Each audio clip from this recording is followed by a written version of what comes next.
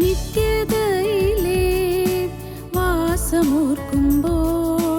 ഇധരയിലെ ക്ലേശം സാരമില്ല. നിത്യതയിലെ വാസമോർക്കുമ്പോൾ ഇധരയിലെ ക്ലേശം സാരമില്ല.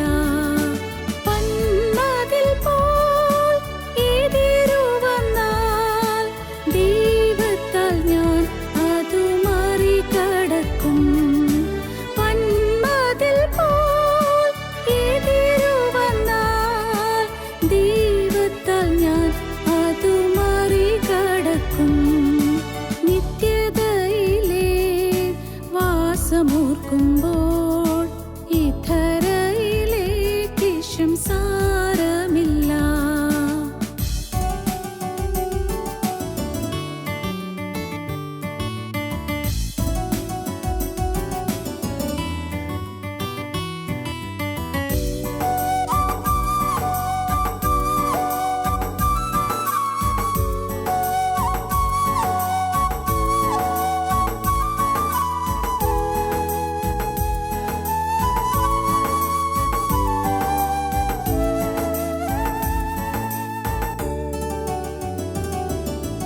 കഴുകൻ പോൽ പുതുബലം ധരിച്ചിടുക, കാത്തിടുക നാം യേശുവിനായി.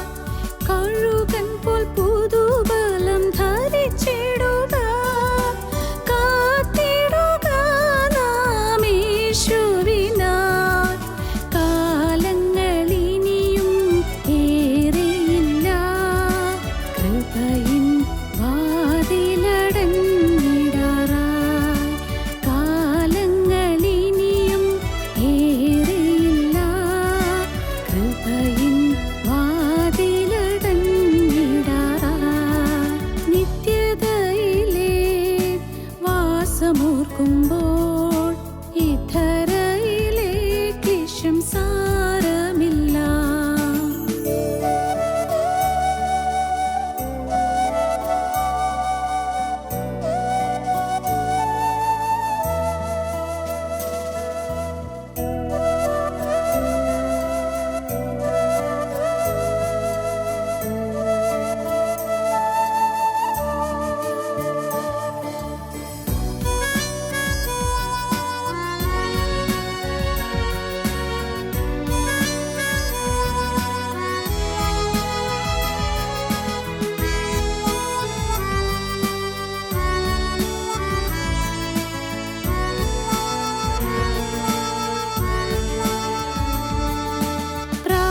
പ്രാർത്ഥനയാൽ ദിനം ജാഗരിച്ചു, വിശുദ്ധിയിലെന്നും നാം ജീവിക്കുമ്പോൾ. പ്രാർത്ഥനയാൽ ദിനം ജാഗരിച്ചു, വിശുദ്ധിയിലെന്നും നാം ജീവിക്കുമ്പോൾ. സ്വർഗീയമാം തിരു അനുഗ്രഹങ്ങൾ മാരി പോലെന്നും ചൊരിഞ്ഞിടുമേ. സ്വർഗീയമാം തിരു അനുഗ്രഹങ്ങൾ മാരി പോലെന്നും ചൊരിഞ്ഞിടുമേ. നിത്യതയിലെ വാസമോർക്കുമ്പോൾ ഇധരയിലെ ക്ലേശം സാരമില്ല. നിത്യതയിലെ വാസമോർക്കുമ്പോൾ ഇധരയിലെ ക്ലേശം സാരമില്ല. പന്മതിൽ പോൽ എതിരു വന്നാൽ ദൈവത്താൽ ഞാൻ അതു മറികടക്കും. പന്മതിൽ പോൽ എതിരു വന്നാൽ ദൈവത്താൽ ഞാൻ അതു മറികടക്കും. നിത്യതയിലെ വാസമോർക്കുമ്പോൾ ഇധരയിലെ ക്ലേശം സാരമില്ല. ഞങ്ങളും ക്രൂശിക്കപ്പെട്ട ക്രിസ്തുവിനെ പ്രസംഗിക്കുന്നു. ദൈവത്തിന് സ്തോത്രം. ഇയ്യോബിൻ്റെ ജീവിതത്തിലെ കഷ്ടതകൾ, ഇയ്യോബിൻ്റെ ജീവിതത്തിലെ അടിച്ചതായ കൊടുങ്കാറ്റ്, യോവിൻ്റെ മക്കളെ എല്ലാവരും ഒരുമിച്ച് കൊന്നതായി കൊടുങ്കാറ്റ്. യോവിൻ്റെ മക്കളെല്ലാവരും ഒരുമിച്ച് മരിച്ചുപോയി. ആ വീട് തകർന്നു പോയി. എല്ലാം നഷ്ടപ്പെട്ടു. ആടുമാടുകൾ നഷ്ടപ്പെട്ടു, ദാസിദാസന്മാർ നഷ്ടപ്പെട്ടു, വിളവ് നഷ്ടപ്പെട്ടു, ധാന്യങ്ങൾ നഷ്ടപ്പെട്ടു, സമ്പത്ത് നഷ്ടപ്പെട്ടു, എല്ലാം നഷ്ടപ്പെട്ടു. ഇയ്യോബ് ഇതെന്തുകൊണ്ട് വന്നു എന്നുള്ളത് ഇയ്യോബ് ചിന്തിക്കുകയായിരുന്നു. എന്തുകൊണ്ട് മനസ്സുമെടുക്കുന്നില്ല. എന്തുകൊണ്ട് ഇത് വന്നതെന്ന് ചിന്തിക്കുന്നു, പക്ഷേ മനസ്സുമെടുക്കുന്നില്ല. ഇയ്യോബിനെക്കുറിച്ച് അസൂയുള്ളവനായി തീർന്നു സാത്താൻ. ഒരു ദൈവവൈതൽ സമാധാനം ലഭിക്കുന്നുണ്ടെങ്കിൽ അവനെക്കുറിച്ച് സാത്താൻ അസൂയപ്പെടും. പിശാചിന് അസൂയയാണ്. ഓർക്കുക, ഈ അസൂയ എന്ന് പറയുന്നത് പൈശാചികമായൊരു സ്വഭാവമാണ്. അസൂയ, ഒരാൾ വളരുന്നു, ഒരാൾ ഉയരുന്നു എന്ന് പറഞ്ഞാൽ അസൂയ ഉണ്ടാകുന്നെങ്കിൽ പൈശാചികമാണ്, പിശാചാണ്. നിങ്ങൾക്ക് ഒരു നല്ല ജോലി കിട്ടി, ചിലർക്ക് അസൂയ തോന്നും, അസഹ്യത തോന്നും, അസഹിഷ്ണുത തോന്നും. അസൂയ അത് പൈശാചികമാണ്. നിങ്ങൾക്കൊരു നല്ല വിവാഹം നടന്നു, അസൂയയാണ്. നിങ്ങൾക്ക് നല്ല സമ്പത്തുണ്ടായി, അസൂയയാണ്. നിങ്ങൾക്ക് ഏതെങ്കിലും കാര്യത്തിൽ നേട്ടമുണ്ടെങ്കിൽ ചിലരെല്ലാം അസൂയപ്പെടും. പൈശാചികനിടമുള്ളവരെല്ലാവരും അസൂയപ്പെടും. അസൂയ. സാത്താന് അസൂയ തോന്നി. ഇയ്യോബ് എന്ത് ഭക്തൻ, ഇയ്യോബിനെല്ലാം ഉണ്ടല്ലോ, ഒന്നും കുറവില്ല, അവനെല്ലാം അഭിവൃദ്ധിയിലാണ്. ഇത് 7 ആൺമക്കൾ 3 പെൺമക്കൾ, കൊള്ളാം, നല്ല സമ്പത്ത്, നല്ല സൗകര്യങ്ങൾ, നന്നാന്തരം വീട്, എല്ലാം ഉണ്ടല്ലോ. സാത്താൻ അസൂയപ്പെട്ടുകൊണ്ട് അവനിങ്ങനെ ഊടാടി സഞ്ചരിച്ചപ്പോഴാണ് ഇയ്യോബിനെ കണ്ടുകിട്ടിയത്. ഊടാടി സഞ്ചരിക്കുകയായിരുന്നില്ല, ഭൂമിയിലൊക്കെ ഊടാടി നടക്കുകയാണ്, ഊടാടി നടക്കുന്നു. എന്തിനാ? ഏതെങ്കിലും ദൈവവേദ സുഖമായി ജീവിക്കുന്നുണ്ടെന്ന് കാണാൻ. അതിന് സാത്താൻ നടക്കുന്നത്. യഹോവയുടെ സന്നിധിയിൽ ഇവൻ കടന്നു ചെന്നു.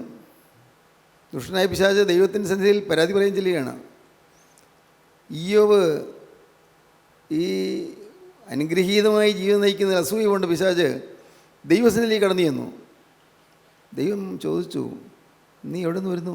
ഞാൻ ഭൂമിയിലൊക്കെ കൂടാതെ സഞ്ചരിച്ചിട്ട് വരുന്നു. പെട്ടെന്ന് ദൈവം ചോദിച്ചു, ആട്ടെ, എൻ്റെ ദാസനായ യോബിൻ്റെ മേൽ നീ ദൃഷ്ടി വെച്ചുവോ? അവനെപ്പോലെ നിഷ്കളങ്കൻ ആരുമില്ലല്ലോ, അവനെപ്പോലെ നേരുള്ളവനാരുമില്ലല്ലോ, അവനെപ്പോലെ ദോഷമിട്ടകുന്നവനാരുമില്ലല്ലോ, അവനെപ്പോലെ ദൈവഭക്തനായിട്ട് ആരുമില്ലല്ലോ. നീ എൻ്റെ ദാസനായ യോബിൻ്റെ മേൽ ദൃഷ്ടി വെച്ചുവോ? ദൈവത്തിനറിയാം ദൈവദാസന്മാരുടെ മേൽ ദൃഷ്ടി വയ്ക്കുകയാണ് പിശാചിൻ്റെ തന്ത്രം. അവരെ നശിപ്പിക്കാൻ, ഒടുക്കാനാണ് പിശാച് നോക്കുന്നത്, ഒടുക്കി കളയുക. സ്തോത്രം. സഹോദരങ്ങളെ, നാം ഒരു തലമുറയിൽ, ഈ തലമുറയിൽ നാം ജീവിക്കുന്നു. നമുക്കുള്ള അനുഗ്രഹങ്ങളും അനുഭവങ്ങളും അടുത്ത തലമുറയിലേക്ക് കൈമാറിയെടുക്കേണ്ടതാണ്. നമ്മുടെ അനന്തര തലമുറയ്ക്ക് ഇന്നുള്ളതായി വിശുദ്ധിയും ഇന്നുള്ളതായ സമർപ്പണവും ഇന്നുള്ളതായ ദൈവഭക്തിയും നാം കൈമാറേണ്ടതാണ്. ഒരു തലമുറയിൽ നിന്ന് അടുത്ത തലമുറയിലേക്ക് കൊടുക്കണം. നമ്മുടെ തലമുറക്കാലത്ത് നമുക്ക് ദൈവം കൃപ ചെയ്ത് അനുഗ്രഹങ്ങൾ തന്നു. പക്ഷേ അടുത്ത തലമുറയാകുമ്പോൾ ക്ഷീണിച്ചു പോകാൻ പാടില്ല. അടുത്ത തലമുറയാകുമ്പോൾ ദൈവത്തെ വിട്ടു പോകാൻ പാടില്ല. അതുകൊണ്ട് നമ്മുടെ മക്കൾ അനുഗ്രഹീതരായി തീരാൻ നാം പ്രാർത്ഥിക്കണം. നമ്മുടെ മക്കൾ ദൈവമക്കളായി തീരാൻ നാം പ്രാർത്ഥിക്കണം. വെറുതെയുള്ള ചില ചൊല്ലലുകളോ പ്രാർത്ഥനകളോ നമസ്കാരങ്ങളോ അല്ല ഈ പറയുന്നത്. ശരിയായ ജീവിത അനുഭവമുള്ളവരായി നമ്മുടെ കുഞ്ഞുങ്ങൾ തീരാൻ നാം പ്രാർത്ഥിക്കണം. നമ്മുടെ മക്കൾ യേശുവിനെ കണ്ടെത്തിയില്ലെങ്കിൽ പൂജ്യമാണ്, നഷ്ടമാണ്. നമ്മുടെ മക്കൾ യേശുവിൻ്റെ വഴിയായി തീർന്നില്ലെങ്കിൽ ഏറ്റവും വലിയ കനത്ത നഷ്ടമാണ്.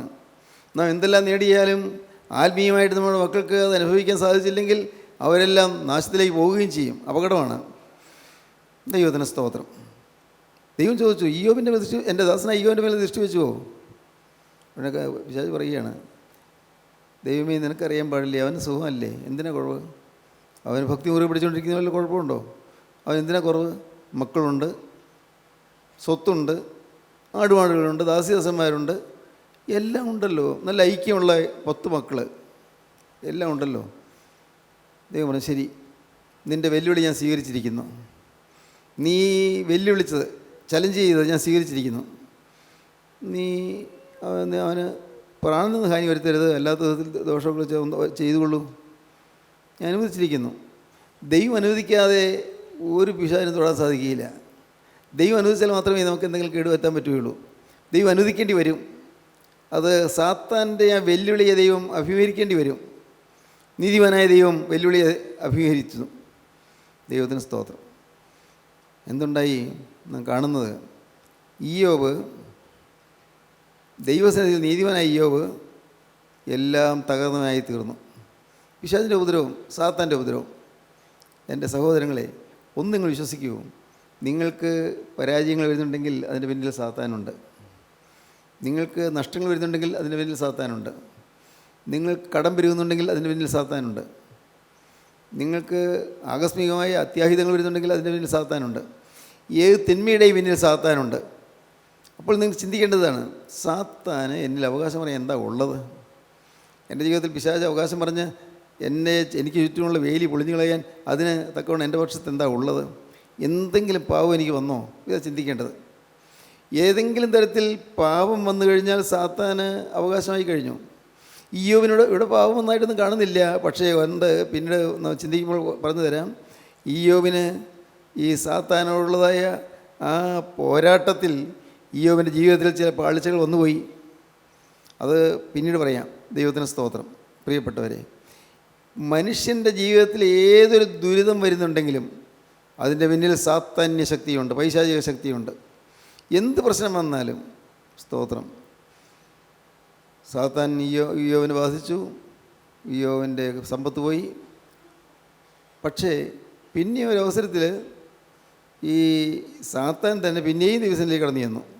ദൈവം ചോദിച്ചു, ദൈവം ഉദ്വേഗത്തോടെ ചോദിക്കുകയാണ്, ജിജ്ഞാസയോടെ ചോദിക്കുകയാണ്, നീ എവിടെ നിന്ന് വരുന്നു? ഞാൻ ഭൂമിയിൽ ഊടാടി സഞ്ചരിച്ചിട്ട് വരുന്നു. ഊടാടി സഞ്ചരിക്കലാണ് എൻ്റെ തൊഴിൽ, നശിപ്പിക്കാൻ, ദൈവമക്കളെ നശിപ്പിക്കുക, അതാണ് എൻ്റെ തൊഴിൽ.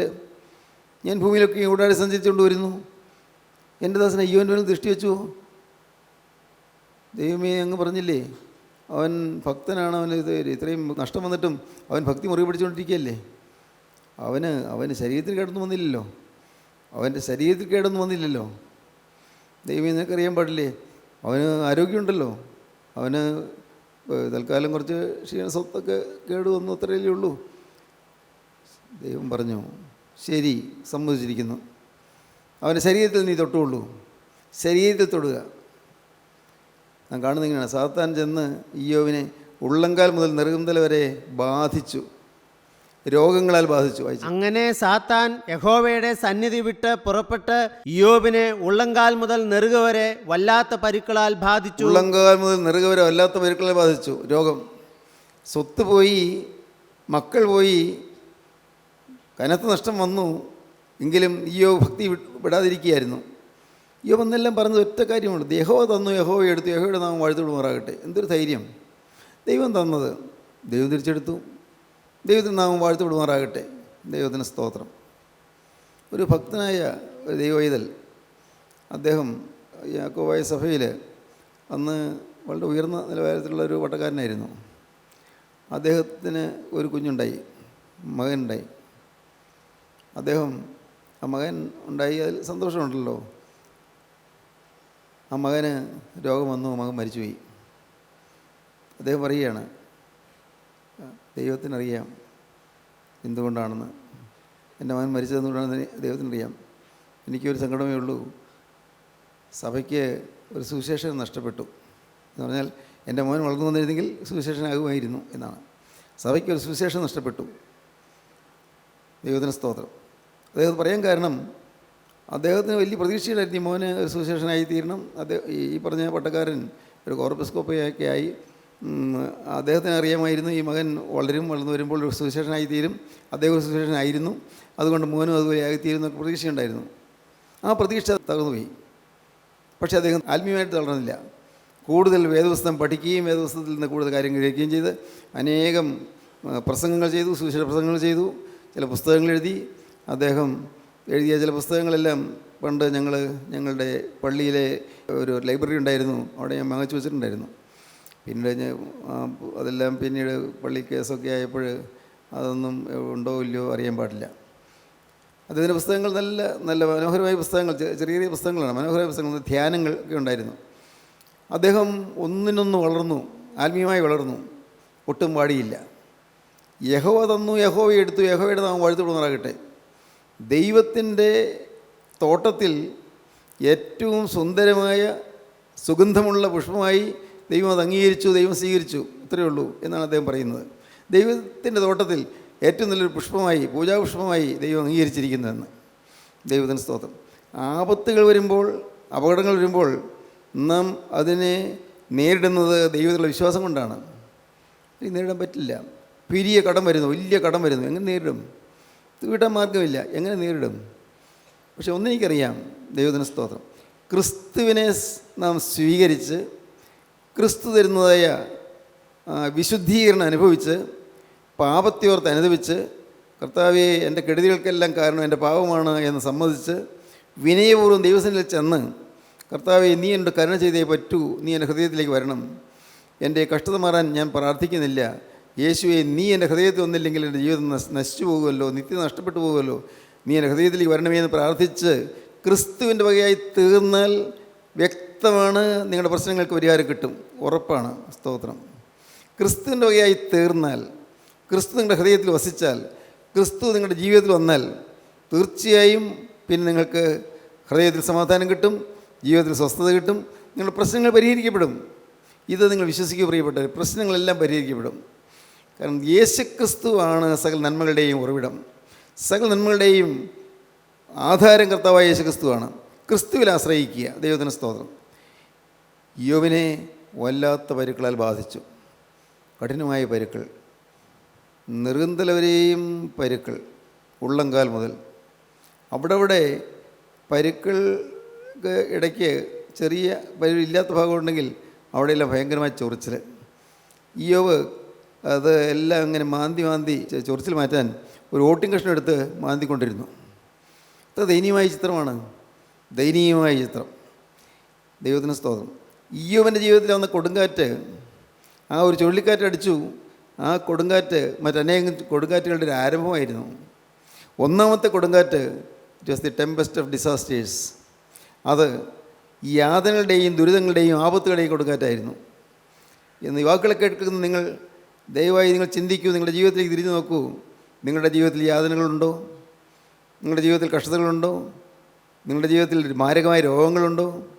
ദൈവത്തിന് സ്തോത്രം. എൻ്റെ കർത്താവേ, നീ അറിയാതെ ഒന്നും എനിക്ക് സംഭവിക്കുകയില്ല. എന്നെ സൃഷ്ടിച്ച്, ഞാൻ ആവശ്യപ്പെടാതെ എന്നെ സൃഷ്ടിച്ച്, ഞാൻ ആഗ്രഹിക്കാതെ എന്നെ സൃഷ്ടിച്ച്, ഞാൻ പ്രാർത്ഥിക്കാതെ നീ എന്നെ സൃഷ്ടിച്ച് ഈ ഭൂമിയിൽ എന്നെയാക്കി ഇത്രയും വർഷങ്ങൾ എന്നെ കാത്ത ദൈവമേ, എൻ്റെ ജീവിതത്തിൽ വരുന്നതായ ഒരു കാര്യവും നീ അറിയാതെയല്ല ഞാൻ വിശ്വസിക്കുന്നു. എൻ്റെ തലയിലെ തലമുടി ഇഴകൾ ഓരോന്നും നീ എണ്ണിയിരിക്കുന്നു, ഞാൻ വിശ്വസിക്കുന്നു. ഒരെണ്ണം തലമുടി നാരുകൾ ഒരെണ്ണം താഴെ വീണാൽ നീ അറിയാതിരിക്കുകയില്ല. അത്രമാത്രം നീ എന്നെ അറിയുന്നു കർത്താവേ. എൻ്റെ ഈ പ്രശ്നം നാഥാ നീ കാണണമേ, എൻ്റെ ഈ വേദന നീ അറിയണമേ കർത്താവേ. പിശാച് അവകാശം പറയുന്ന കാര്യങ്ങൾ എന്തെല്ലാം എന്നിലുണ്ടോ ഞാനത് നീക്കുവാൻ തീരുമാനിക്കുന്നു. എന്തെല്ലാം കാര്യങ്ങൾ പിശാച് അവകാശം പറയുന്നുണ്ടോ എല്ലാം ഞാൻ നിശ്ശേഷം മാറ്റുവാൻ ഞാൻ തീരുമാനിച്ചിരിക്കുന്നു. സ്തോത്രം.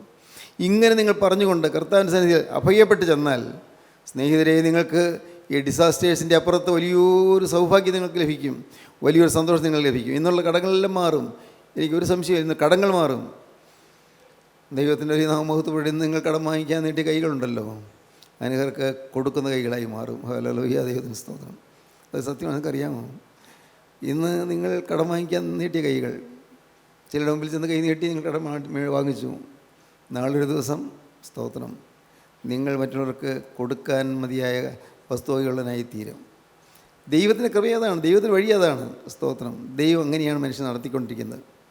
ഒന്ന്, അയ്യോവിൻ്റെ ജീവിതത്തിൽ വന്ന കൊടുങ്കാറ്റ്, it was the Tempest of disasters. രണ്ടാമത്തെ കൊടുങ്കാറ്റ്, it was the Tempest of diseases, രോഗത്തിൻ്റെ കൊടുങ്കാറ്റ്, ആപത്തുകളുടെ കൊടുങ്കാറ്റ്, അത്യാഹിതങ്ങളുടെ കൊടുങ്കാറ്റ്, കഷ്ടതയുടെ കൊടുങ്കാറ്റ്, ദുരിതത്തിൻ്റെ കൊടുങ്കാറ്റ്. അത് കഴിഞ്ഞു, തീർന്നില്ല. ഡിസീസസ്, രോഗത്തിൻ്റെ കൊടുങ്കാറ്റ് വന്നു. സ്തോത്രം. ദൈവത്തിന് സ്തോത്രം. ഞാൻ പറയട്ടെ, എന്നും സുഖമാണെന്ന് ഞാൻ വിചാരിക്കുന്നത് അതല്ല നല്ലത്. എന്തെങ്കിലുമൊക്കെ ക്ഷീണങ്ങളൊക്കെ നല്ലതാണ്, രോഗങ്ങൾ വരുന്നത് നല്ലതാണ്, ചില കഷ്ടതകൾ വരുന്നത് നല്ലതാണ്, ചില നഷ്ടങ്ങൾ വരുന്നത് നല്ലതാണ്. നിങ്ങൾക്ക് മനസ്സിലാവില്ലത്. ഈ കഷ്ടതകൾ ഉണ്ടാകുമ്പോഴും രോഗം ഉണ്ടാകുമ്പോഴും നമ്മുടെ ഹൃദയം കർത്താവിന് വേണ്ടി വാഞ്ചിക്കും. നാം സെൽഫ് സഫിഷ്യൻ്റ് അല്ല, നാം സ്വയം പര്യാപ്തമുള്ളവരല്ല എന്ന് മനസ്സിലാകും. എനിക്ക് തന്നെ നിൽക്കാൻ കഴിവില്ലെന്ന് മനസ്സിലാകും. അപ്പോൾ അന്നേരം നാം ദൈവത്തിലങ്ങ് ആശ്രയിക്കും. ഇന്നതുകൊണ്ട് ഏതെങ്കിലും തരത്തിലുള്ളതായ കഷ്ടതയിലോ യാതനയിലോ രോഗത്തിലോ പെട്ടിരിക്കുന്ന യുവാക്കളെ കേൾക്കുന്നുണ്ടെങ്കിൽ, പ്രിയപ്പെട്ടവരെ, നിങ്ങൾ വിശ്വസിക്കൂ, നന്മയ്ക്കാക്കി തീർക്കാൻ കർത്താവിന് കഴിയും. നിങ്ങളെ തേച്ച് ഉരച്ച് മിനുസപ്പെടുത്തി സ്വർഗ്ഗരാജ്യത്തിൽ കൊള്ളാവുന്നതിനാക്കി തീർക്കാൻ ദൈവം അധ്വാനിക്കുകയാണ്. നിങ്ങളുള്ളതായ തിന്മകളൊക്കെ ഉരച്ചൊരച്ച് മാറ്റിക്കളഞ്ഞ് എല്ലാം മാറ്റി മിനുസപ്പെടുത്തി നല്ല തിളക്കമുള്ള ജീവിതമാക്കി തീർത്ത് സ്വർഗ്ഗരാജ്യത്തിലേക്ക് സ്വീകരിക്കാൻ ദൈവം ഒരുക്കുകയാണ്. ഇവിടെ ഈ കാണുന്നതെല്ലാം കുറേ കാലത്തേക്കല്ലേ ഉള്ളൂ, കുറച്ച് കാലത്തേക്ക്, അല്പസമയത്തേക്കുള്ള ലഘുവായ കഷ്ടം മാത്രം. പക്ഷേ അനവധിയായ അനുഗ്രഹങ്ങൾ നമുക്ക് പിന്നാലെ വരുന്നു. ദൈവത്തിന് സ്തോത്രം. ഇത് നമ്മുടെ ഹൃദയത്തിൽ ആ ഒരു ബോധ്യം വന്നു കഴിഞ്ഞാൽ നാം വിശ്വാസത്തിൽ സമ്പന്നരായിത്തീരും. ഇന്നത്തെ ഈ ഏകാന്തത സാരമില്ല, ഇന്നത്തെ ഈ ദുരിതം സാരമില്ല, ഇന്നത്തെ കഷ്ടത സാരമില്ല, ഇന്നത്തെ യാതനകൾ സാരമില്ല.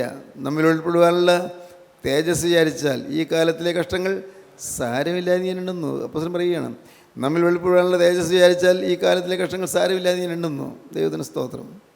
ദൈവത്തിന് വലിയ നാമം മഹത്വപ്പെടട്ടെ. സ്തോത്രം. കർത്താവിനെ ഞാൻ മഹത്വപ്പെടുത്തട്ടെ. പ്രിയപ്പെട്ടവരെ, സ്തോത്രം. ജീവിതത്തിലെ യാതനകളൊക്കെ ഉണ്ടായതാണ് ഞാൻ ദൈവത്തെ അന്വേഷിക്കാൻ കാരണമായത്.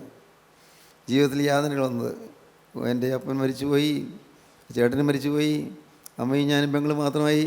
അങ്ങനെയൊരു കൊച്ചു കുടുംബം, ശോകമുഖമായ അന്തരീക്ഷം, ജീവിതമാകെ വാടിപ്പോയിരുന്നു.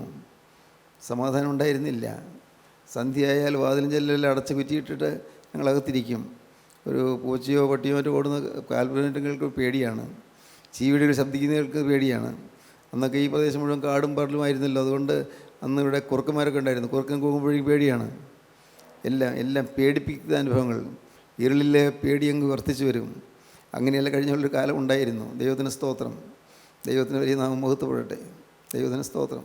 എനിക്ക് രാത്രി അത്താഴം കഴിഞ്ഞ് എൻ്റെ അമ്മയോ പെങ്ങളോ എന്നെ കൊണ്ടുവന്ന്, അന്ന് മണ്ണുവിളക്കാണ്, കൊണ്ടുവന്ന് കിടത്തിയിട്ട് പുതപ്പ് കൊണ്ട് മൂടി പുതപ്പിച്ച് കിടത്തിയിട്ടേ എനിക്ക് ഉറങ്ങാൻ പറ്റുമായിരുന്നുള്ളൂ. കാരണം ഭയങ്കര പേടിയായിരുന്നു. പേടി ഭയങ്കരമായ പേടി. ദൈവത്തിന് സ്തോത്രം. എന്തിനെ പേടിക്കുന്നത് അറിയാൻ പാടില്ല. ഇരുട്ടിൻ്റെ പേടി, ശബ്ദം കേട്ട പേടി.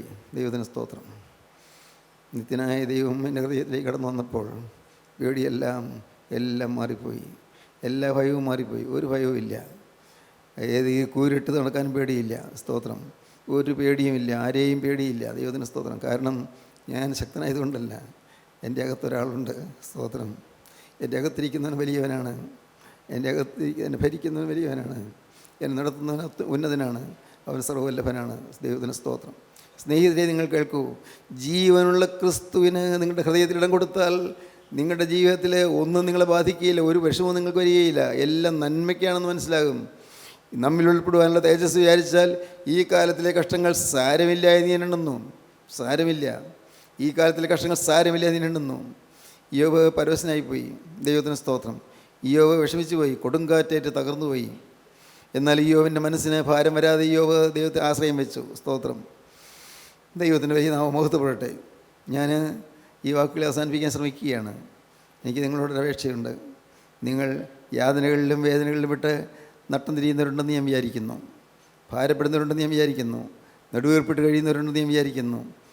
സമാധാനമില്ലാതെ, ഉറക്കം വരാതെ, എന്തു വേണമെന്നറിയാതെ തിരിഞ്ഞു മറിഞ്ഞു കിടക്കുന്നവരുണ്ടെന്ന് ഞാൻ വിചാരിക്കുന്നു. ദൈവത്തിന് സ്തോത്രം. ഞാനിങ്ങനെ എല്ലാം കടന്നിട്ടുള്ള ആളാണ്. സമാധാനമില്ലാതെ ഇങ്ങനെ തിരിഞ്ഞു മറിഞ്ഞു കിടക്കും, ഉറക്കം വരുന്നില്ല. പല കാര്യങ്ങളും ഇങ്ങനെ ചിന്തിച്ച് മനസ്സ് കുഴങ്ങിയിട്ടുണ്ട്. ദൈവത്തിന് സ്തോത്രം. ദൈവത്തിന് സ്തോത്രം.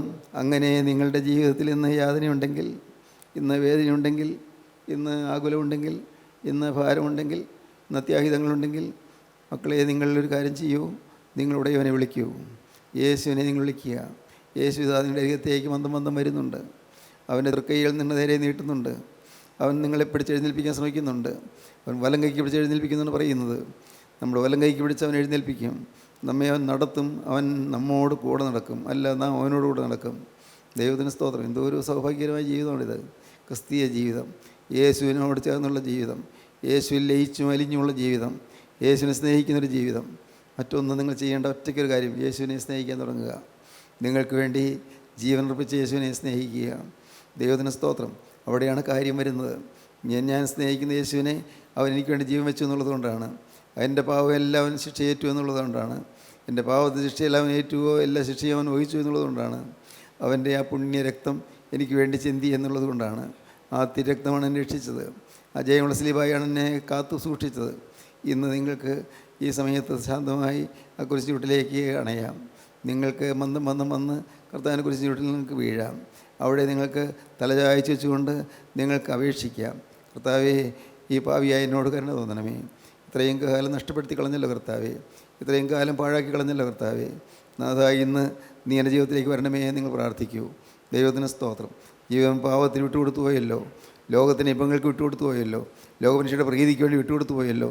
പോയി നഷ്ടപ്പെട്ടു കർത്താവേ, എന്നോട് ഓർക്കല്ലേ, എൻ്റെ പാവങ്ങളുടെ മേൽ കണക്കിടല്ലേ. ആ തിരുരക്തത്താൽ ഇപ്പോൾ എൻ്റെ കർത്താവേ, എൻ്റെ കഴിഞ്ഞ കാല ജീവിതം മുഴുവൻ കഴുകി മാറ്റണമേ. ദൈവത്തിന് സ്തോത്രം. കഴിഞ്ഞ കാല ജീവിതം മുഴുവൻ കഴുകി മാറ്റണമേ. കഴിഞ്ഞ കാല ജീവിതം മുഴുവൻ രൂപാന്തരപ്പെടുത്തി തരണമേ. ഒരു പൂർണ്ണ വിശുദ്ധനായി നിൽപ്പാൻ എനിക്ക് നീ ഭാഗ്യം തരണമേ. പ്രാർത്ഥിക്കുമോ നിങ്ങളിപ്പോൾ? കർത്താവിൻ്റെ കരങ്ങളിൽ നിങ്ങൾ കൊടുക്കുമോ? യേശു ക്രിസ്തു നിങ്ങളുടെ അരികെ തോന്നുന്നതെന്ന് നിങ്ങൾ വാദിക്കുകയാണ്. അവൻ പ്ലീഡ് ചെയ്യുന്നു, അവൻ വാദിക്കുന്നു. എന്ത്? മോനെ, നിൻ്റെ ഹൃദയം എനിക്ക് തരിക, എൻ്റെ മോളെ നിൻ്റെ ഹൃദയം എനിക്ക് തരിക എന്ന് പറഞ്ഞുകൊണ്ട് ഹൃദയത്തെ ചോദിച്ചുകൊണ്ട് നിൽക്കുകയാണ്. ഒരു യാചകനെ പോലെ നിൽക്കുന്നു. സ്തോത്രം. യാചകനെ പോലെ നിൽക്കുന്നു.